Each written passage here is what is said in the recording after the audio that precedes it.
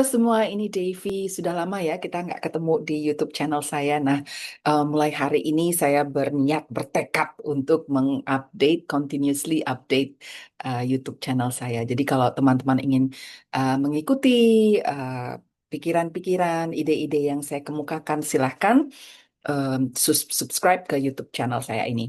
Nah, sekarang yang saya mau omongin tuh adalah filosofi dalam mencari jodoh. Uh, Bibit, bobot, bebet, ya.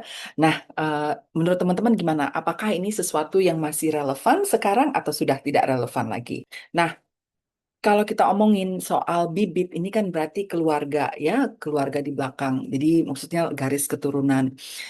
Jadi saya pengen cerita ini ada satu teman saya, dia itu perempuan. Nah, dia mempunyai apa hubungan yang sangat sulit dengan suaminya. Nah, lalu saya tanya, kamu sudah bertahun-tahun hidup dengan kesulitan seperti itu, tidak nyaman, tidak tentram. Kenapa kamu tidak melakukan sesuatu? Terus dia bilang gini, ya nggak apa-apa lah, paling nggak dia tidak mukul saya. Nah, jadi karena si teman saya itu lahir di dalam keluarga di mana ibu bapaknya tuh kalau berantem tuh bapaknya mukulin ibunya. Jadi dia berpendapat bahwa oh ya udah nggak apa-apa lah, pokoknya yang penting saya nggak dipukulin. Kedua, saya juga kenal satu orang. Nah ini malah kebalikannya.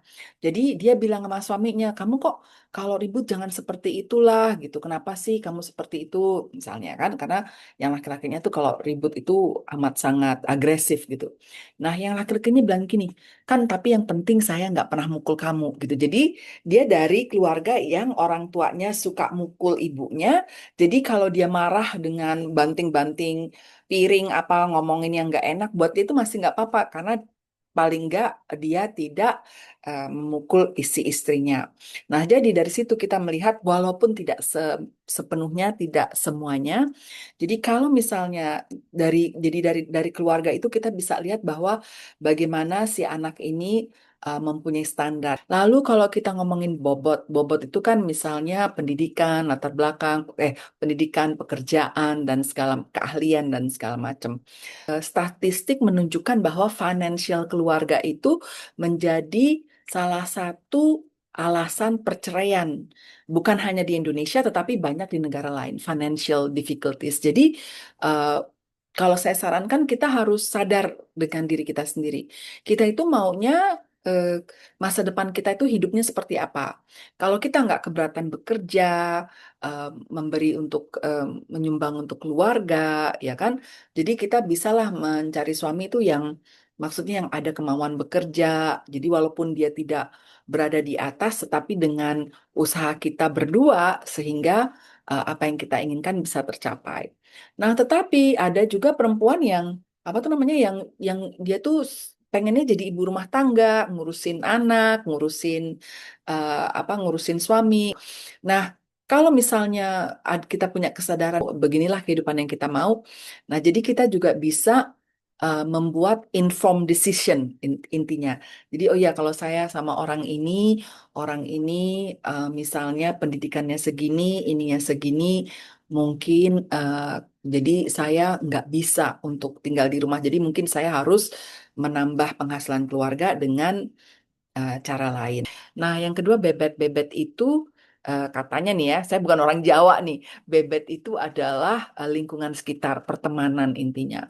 Nah, kenapa pertemanan itu adalah sesuatu yang kita bisa lihat? Karena apa? Karena ada suatu saying ya yang bilang bahwa kita itu terbentuk dari 5 orang di sekitar kita. Jadi kalau kita orang di sekitar kita itu adalah orang pekerja keras, orang yang menghargai ilmu, orang yang sayang pada sesama, menghargai lingkungan. Nah, otomatis kita juga akan terpengaruh oleh hal-hal tersebut, sehingga kita juga menghargai lingkungan, menghargai kerja keras, dan segala macam. Tetapi kalau 5 orang di sekitar kita itu orangnya yang kita bilang tuh couch potato, maunya duduk di depan TV nggak mau ngapa-ngapain, otomatis kita juga akan terpengaruh untuk seperti itu.